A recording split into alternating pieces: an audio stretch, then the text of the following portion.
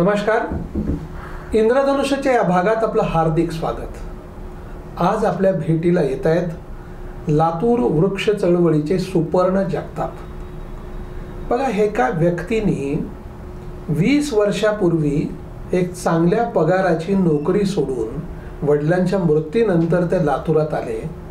प्रारंभी आपली पारंपरिक शेती करायची, बायोडायव्हर्सिटी जपायची, लोकांना भेटायचं, असं करत करत तेच आता एक चळवळ बनलेली आहे. व्यक्तीचं रूपांतर चळवळीत झालंय आणि कारवा बनत आपल्या मित्रांना सोबत घेऊन झाड लावण्याची मोहीम ते हाती घेत आहेत आणि अतिशय शास्त्रशुद्ध पद्धतीनं गेल्या अनेक वर्षापासून अनेक लातूरकरांना त्यांनी कामाला लावलंय. ते सुपर्ण जगताप. आपण त्यांच्याशी प्रत्यक्ष भेटून चर्चा करणार आहोत. सुपर्णजी, नमस्कार. बघा, तुम्ही ना 20-21 वर्षापूर्वी मुंबईत तुमची चांगल्या पगाराची नोकरी होती आणि ती नोकरी म्हणजे वडिलांच्या मृत्यूनंतर आणि त्या खाऱ्या पाण्याचा तुमच्या शरीरावर परिणाम होतोय म्हणून तुम्ही लातूरात आला. जरा त्यावेळची तुमची काय नोकरी होती, जरा ते प्रसंग सांगा आणि लातूरमध्ये आल्यानंतर काय काय झालं जरा आम्हाला सांगा. नमस्कार. मी प्रॉन टेक्निशियन होतो आणि ग्रॅज्युएशन फिशरीमध्ये झाल्यामुळे थेरॉटिकली बुद्धी फार होती, पण फिशरी शिकून काय करायचं. पण योगायोग एका जापनीज मित्रासोबत ओळख झाली, लॉरेन्स लो, आणि त्याची कंपनी होती आणि भारताची फॉरेन करन्सी ही फार डबघाईस आली होती आणि आपल्याला परदेशी चलन घेण्याच्या दृष्टीने अनेक व्यापार उद्योग वाढीस देशाने निर्णय घेतले होते. त्यात एक कोळंबी उद्योग, प्रॉन कल्चर होता आणि नुकतीच महाराष्ट्र शासनाने कोकण विकास महामंडळासोबत अनेक मोठे मोठे प्रकल्प समुद्रकिनारी पश्चिम किनारपट्टीवर उभे केले होते. त्याच्यात गुजरात सरकारचा होता, गोवा सरकारचा होता आणि त्या लॉरेन्स लोच्या कंपनीमध्ये तो मित्र झाल्यामुळे त्यांनी मला कोळंबीच्या मदर प्रॉन पासून हॅचिंग करणं शिकवलं समुद्रात जाऊन. आणि इंटरेस्टिंग वाटलं. निसर्गाची आवड असल्यामुळे समुद्रात 100 किलोमीटर बोट घेऊन जायचं, मदर प्रॉन पकडायचे आणि त्यांना आणून हॅचिंग. आणि त्या काळात भारतीय एकही टेक्निशियन कोळंबी उद्योगात हॅचरीमध्ये नव्हता आणि ते आल्यामुळं फार मान मिळू लागला.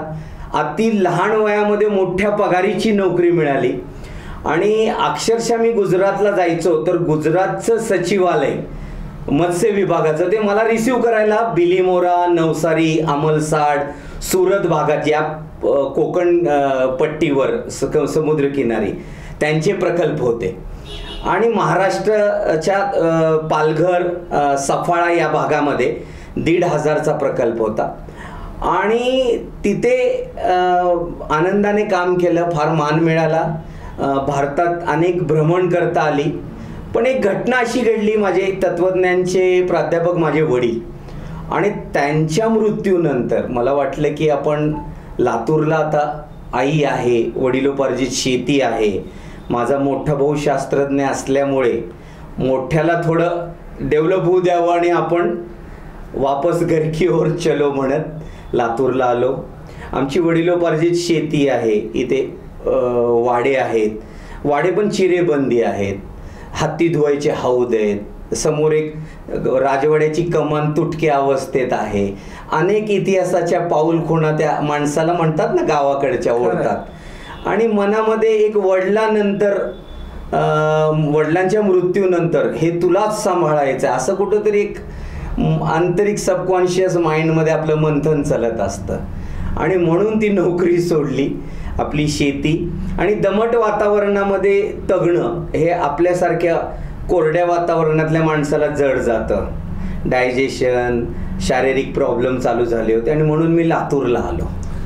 मला आठवत असं की तुम्ही जेव्हा लातूरला आलात प्रारंभीच्या काळामध्ये वेगवेगळ्या शेतकऱ्यांशी तुमचे अतिशय चांगले संबंध होते आणि शेतीत जे प्रयोग करणारे लोक आहेत त्यांना तुम्ही भेटत असत. तर ते काही आम्हाला 1-2 किस्से सांगा ना. फार मजेशीर आहे.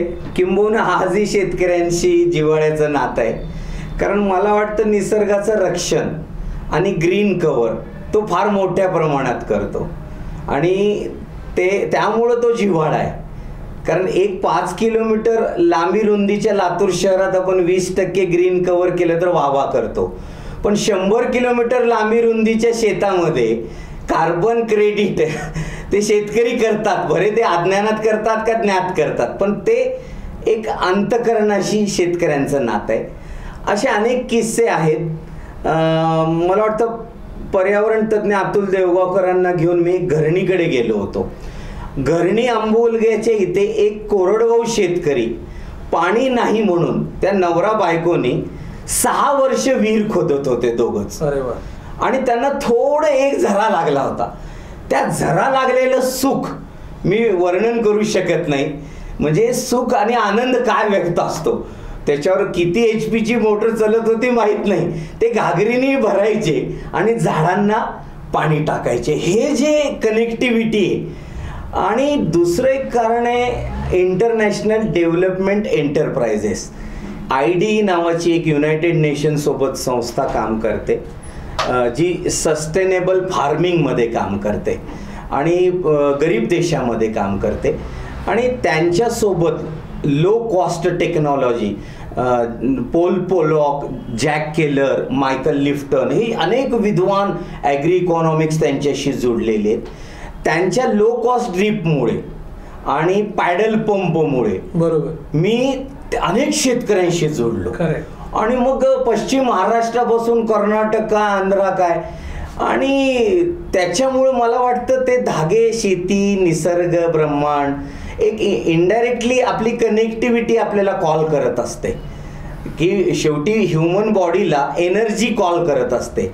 आणि ही 5 एलिमेंटची एनर्जी तुम्हाला पर्यावरणात, निसर्गात, म्हणून तुम्ही अरे वा म्हणतात का हिरवगार शेत. आता बघा की तुम्ही अशी कनेक्टिव्हिटी शेतकऱ्यांशी ठेवत लातूरमध्ये वृक्ष चळवळ, कारण तसं सगळ्यात महाराष्ट्रात सर्वात कमी वृक्षाची लागवड ही लातूरमध्ये आहे. 0.5% त्यावेळेला तुम्ही जेव्हा सुरू केलं तेव्हा. पण ही जी चळवळ सुरू केली त्यावेळेला सुरुवातीला किती जण सोबत होते आणि आत्ताची काय स्थिती आहे आणि तुम्ही किती झाडं लावली असते? खरं तर श्रेयवादापेक्षा मी याची थोडी सुरुवात करतो. लातूर हे घनदाट आमराई आणि चिंचेच्या बनांनी वेढलेलं गाव होतं. बरोबर. आपला पार्थ हॉटेल आणि त्याच्या बाजूला वृंदा हॉटेलच्या तिथून एक गुहेसारखी कमान, तेव्हा रेणापूर नाक्यावरूनचा रिंग रोड नव्हता. बरोबर. त्या पांदींनी दिवसा जायला भीती वाटायची. आणि नांदगाव वेश म्हणजे 36 पत्री स्मशानभूमी, तिथपर्यंत 200 मोठी चिंचेची झाडं, आजूबाजूला धर्माधिकारी, आग्रोया, बेळंबे, आमराया होत्या. बरोबर. आणि तिथून पुन्हा डावीकडे आमच्या शेताची वाट म्हणजे त्याला 36 पत्री पांदन, नांदगाव वेस, ती पण गुहेसारखी. आणि त्या पांदीमधून मांजरा नदीचं पाणी शहरात यायचं, इतक्या डाऊनला ती पांदन होती. आणि शहरातून सिद्धेश्वर मंदिरच्या अलीकडून कासारगाववरून जिथे आता पूल आहे तिथून ती वापस जायची. म्हणजे या ट्रँगल मध्ये बागायत जुन्या लातूरकरांची शेती, तिथे आमराया, चिंचेचे बन, दिवसा मी साप बघितलेले झाडांवर लटकले. भीमाशंकरचं देऊळ. फक्त ही उत्तरेकडेच नाही, तुम्ही बाबळगावला जा, सिकंदरपूरला जा, कव्हाला जा, अगदी औसा रोडला जा, खाडगावला जा, वासनगावला जा, किंबहुना हरंगुळमध्ये मोठे मोठे चिंचे. म्हणजे चारही बाजूनी आपल्या शेतकऱ्यांचं जे फळ होतं, चिंच आणि गावरान आंबा, हे त्यांनी जोपासलेलं होतं. आणि तो लातूरचा ठेवा होता, हे लातूरकरांना माहीत असायला पाहिजे. म्हणजे लातूर निव्वळच दुष्काळी म्हणलं की मुंबईत बसून असं वाटतं की लातूर काय फार दुष्काळी भाग आहे का. कारण मराठवाड्यात आज 4 जिल्हे, धाराशिव, लातूर, बीड आणि जालना, हे 1% कमी आहेत. बरोबर. आणि 4 मोठी अभयारण्य रास झालेली आहेत. एडशी, किनवट, गवताळा आणि माहूर, ह्यांचा रास झालेला आहे. आणि मग लातूरमध्ये सुरुवातीच्या काळात 93ला जिल्हा परिषद अध्यक्ष झाल्यावर दिलीपरावजी देशमुखांनी एक छोटा प्रयोग केला. बच्चे कम हो पेड हजार. येस. हा, आणि त्या काळात त्याने आकाश मोगरा आणि पिंपळाची झाडं लातूरमध्ये लावली. किंबहुना तहसील कार्यालय असेल, बरोबर, जिल्हा परिषदचं संकुल असेल आणि बार्शी रोड असेल, तुम्हाला ही झाडं दिसतात. आणि त्यांच्या चळवळीत वाढलेले SR देशमुख जेव्हा नगराध्यक्ष झाले तेव्हा त्यांनी पण त्यांचाच तो विचार घेतला आणि औसा रोडला पिल्टो पामची, आता तेव्हा देशी विदेशी स्थानिक फार माहिती नव्हतं. देशी विदेशी म्हणण्यापेक्षा स्थानिक जाती ज्या या वातावरणाला सुटेबल आहेत, आणि पण त्यांनी झाडं लावली. आणि तिसऱ्या टप्प्यामध्ये वनश्री महोत्सवनी अर्जुन कामदारांचं नाव घ्यावं लागेल, श्रीकांत करवाचं नाव घ्यावं लागेल, ईश्वर बाहेतींचं घ्यावं लागेल. यांनी प्रयोग केले. साहेब मुख्यमंत्री होते, मग त्यांच्या मुख्यमंत्री पदाच्या काळात इथे एक वृक्ष महोत्सव भरायचा, 8-8 दिवस झाडं, आणि इतका माहोल चांगला व्हायचा. त्यावेळेला मला वाटतं गार्डनांची स्पर्धा पण, गार्डनची स्पर्धा. आणि हे लातूरकरांनी कुठेतरी नोंदी ठेवायला पाहिजे. मला सुपर्ण सांगा, हे तर हा झाला इतिहास, पण तुम्ही एक अतिशय वेगळा प्रयोग केलाय, तो देवराईचा. सयाजी शिंदे तुमच्या सोबत आहेत, जरा आमच्या दर्शकांसाठी जरा सांगा ना, काय प्रयोग आहे? हो, देवराईपेक्षा एक थोडक्यात एक ओळ राहिलेली आहे की 2011-12 कॅरी बॅगचं एक आंदोलन उभं राहिलं. 52 संस्था दयानंद सभागृहात आल्या, पण फार लवकर मुख्यमंत्री पृथ्वीराज चव्हाणांनी पुरस्कार दिला. मी आमचे सगळे मित्र त्यांना म्हणालो, कुमुदिनी भार्गव मॅडम होत्या, उदय होता, शिरीष पोपळे होते, की लवकर पुरस्कार मिळालाय, लवकर मिळाला तर गाड्या थांबतात. पण तो पुरस्कार मी आजही जगासमोर आणलेला नाहीये, कारण मला वाटत होतं की आपण थांबू. हे न थांबण्याचं काम आहे. आणि 2015-16 भालचंद्र ब्लड बँकेमध्ये आमदार अमित देशमुख असतील, आदरणीय कोकडे काका असतील, बीबी ठोंबरे साहेब असतील, ह्यांनी एकत्र आले की लातूरमध्ये आपण वनराई वाढू. तेव्हा 52 संस्थांनी त्याला चळवळ नाव द्यावं, कारण संस्थांचं सेंट्रलाइज नको. जो लातूरकर झाडावर प्रेम करतो तो लातूर वृक्षाचा राहील. म्हणजे एवढी त्यांची बायोडायव्हर्सिटी राहील. म्हणजे समजा ठोंबरे साहेबांच्या कारखान्याने लावलं, विलास शुगर फॅक्टरीने लावलं, त्याचं त्यांना श्रेय मिळायला पाहिजे, म्हणून लातूर वृक्ष चळवळ. आणि हा प्रयोग करत असताना 17-18 मध्ये बालगंधर्वच्या बाजूला एक सभागृह आहे. मला कवी लेखक अरविंद जगतापांचा फोन आला, तुम्हाला पुण्याला यायचंय. आणि तिथे मी असं रांगेमध्ये 3ऱ्या रांगेत बसलो असताना अरविंद जगताप भरभरून बोलू लागले आणि सयाजी शिंदे. मला आश्चर्य वाटलं की मी ज्या व्यक्तींना आत्ता भेटतोय, पण त्यांनी ते आपण चळवळीचे जे प्रयोग केले होते कदाचित सोशल मीडियाच्या माध्यमातून पाहिले, माहिती घेतली, त्यांचे अनेक पत्रकार मित्र आहेत त्यांच्याकडून माहिती घेतली, आणि मग मी त्यांच्याशी जोडलो. तेव्हा सयाजी शिंदे सरांनी सांगितलं, त्यांना दादा म्हणतो आम्ही, की लातूरला एक 400 वर्षाचं वडाचं झाड आहे. तेव्हा मला फार आश्चर्य वाटलं आणि लाज पण वाटली की आपण एवढे झाडे लावतो आणि 400 वर्षाचं झाड लातूरला हे आपल्याला माहित नाही. म्हणजे आपलं निसर्ग प्रेम हे फार वरवरच आहे. ह्याला डीप मध्ये अंतःकरणात जाऊन काम करावं लागेल. आणि मग ते तिथे स्वतः आले. 2018-19 मध्ये त्या मोठ्या झाडाखाली जिल्हा परिषदच्या लहान चिमुकल्यांची त्यांनी एक निसर्ग शाळा घेतली. अरे वा. आणि पुस्तकापासून दूर जाऊन झाडेखाली निसर्ग शाळा हा एक आगळा वेगळा आनंद त्यांच्यासोबत घेता आला. अरविंद जगतापाची कविता आहे, सूर्य उगवतो तेव्हा फक्त दिवस सुरू होतो, पण झाडे उगवतात तेव्हा चांगले दिवस सुरू होतात. इतकी अप्रतिम कविता आहे. ती घेतली आणि ते म्हणले की लातूरमध्ये ही सगळी बोडकी डोंगर आहेत, आजूबाजूला 15-20 बोडकी डोंगर, तर इथे मला देवराई करायची. बस त्यांचा विचार घेतला. वन विभागाची डोंगर होती. आम्ही वन विभागांना विनंती करू लागलो, आम्हाला काही सातबारा नकोय, आमच्यातला जो निसर्ग वेडा प्रेम आहे तो आम्हाला पूर्ण करू द्या. आम्ही 10 झाडे आणू, 20 झाडे आणू, आम्ही प्रयोग करू, प्रयोग फसतील. असं करत करत तेव्हा आम्हाला लक्षात आलं, स्वामी रामानंद तीर्थ व्याख्यानमालेने पाण्याच्या संदर्भात अनेक व्याख्यानं घेतली होती.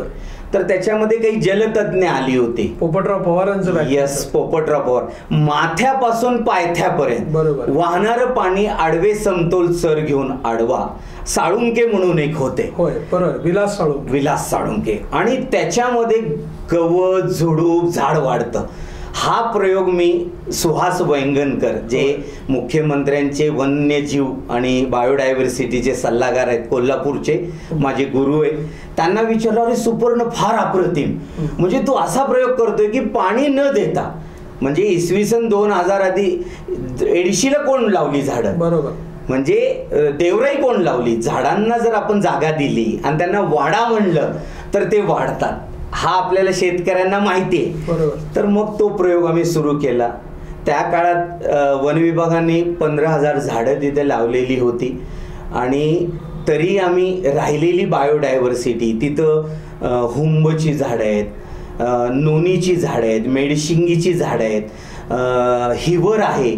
मी काटेरी झाडांच्या फार प्रेमात पडलोय, कारण दुष्काळ किती झाला तर आम्ही मरत नाही हा संदेश ही काटेरी झाडं देतात. खैर आहे, शमी आहे, हिवर आहे, बाबळी आहे, गावरान बाबळ, रामकाठी बाबळ, येडी बाबळ, सरकारी बाबळ, किती प्रकार आहेत ही, आणि गवतांचा आदिवास. आता किती झाड आहेत तिथं? तिथे आम्ही आणि वन विभागाने लावलेली आणि नैसर्गिक आदिवास पण काही आलेला आहे, ही सगळी म्हणून 40,000च्या आसपास. पावसाच्या पाण्यावर 80 एकर 3 डोंगराचा समूह आहे. आम्ही फार काही करत नाही, आम्हाला वाटतं की झाडच आपल्याला जगवतात, फक्त त्यांना आपण प्रोटेक्ट करायला पाहिजे आणि तो समतोल सर जिथे पाणी थांबतो त्याच्या खालच्या बाजूला झाड लावायला पाहिजे. सुपर्णाजी, आता तुम्ही हे सांगितलं, खरं म्हणजे या प्रकल्पाबरोबरच मला चांगलं आठवतंय, औरा शहाजनीचे सदा विजयजी आर्य यांचे चिरंजीव, त्यांनी पण कलमुखच्या पुढच्या बाजूचा एक डोंगर डेव्हलप केलेला आहे. त्यांचा पण उल्लेख या सगळ्या विषयामध्ये आवश्यक आहे, तर तोही जरा आम्हाला सांगा. आशिष प्रिय ना? हो, आशिष आर्य म्हणून आहेत, त्याचं पण एक निसर्ग वेगळं वेड प्रेम आहे. त्याला LIC मध्ये फार मोठा अमेरिकेचा जो पुरस्कार मिळाला, तो पुरस्कार तो अमेरिकेला न जाता त्यांनी एक 7 का 8 एकरचा एक डोंगर छोटा विकत घेतला आणि जेवढी जैवविविधता तिथे लावता येतील, एक ध्यान केंद्र निसर्गमय, आणि त्या गावाचे दुतर्फा बस स्टँड निर्मिती, दुतर्फा झाडं लावून आणि 2 माणसं ठेवली त्यांनी गडी म्हणून. पण तो वेगळा आहे. तो माझं कसं आहे की मी लोकांना ज्ञान द्यावं म्हणून लोकांसमोर जातो आणि तो म्हणतो की मला माझ्यापुरतं मी केलंय आणि मला ते आंतरिक मेडिटेशन सेंटर उभं करायचं होतं. तर त्याचं पण एक बघण्यासारखा डोंगर आहे. औरातपासून उजव्या हाताला 10 किलोमीटरवर चिलवंतवाडी गाव आहे, एणगे सरांचा आंबा तज्ञ.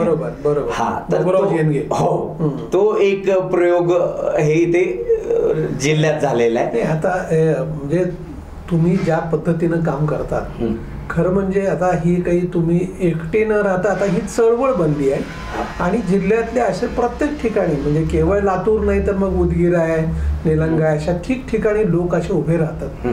तुम्ही हा सुरू केलेल्या प्रकल्पाला आमच्या मनापासून शुभेच्छा. आपण वेळ दिलात, मनापासून आभार. धन्यवाद. धन्यवाद. सयाजी शिंदे म्हणतात, वडाच्या नावाने चांग भलं, आपलं काही नाहीये, झाडाची गुण गाऊ, झाडाची गुण घेऊ. दर्शक हो, आपल्याला हा जर व्हिडिओ आवडला असेल तर तो लाईक करा, फॉरवर्ड करा व सबस्क्राईब करा.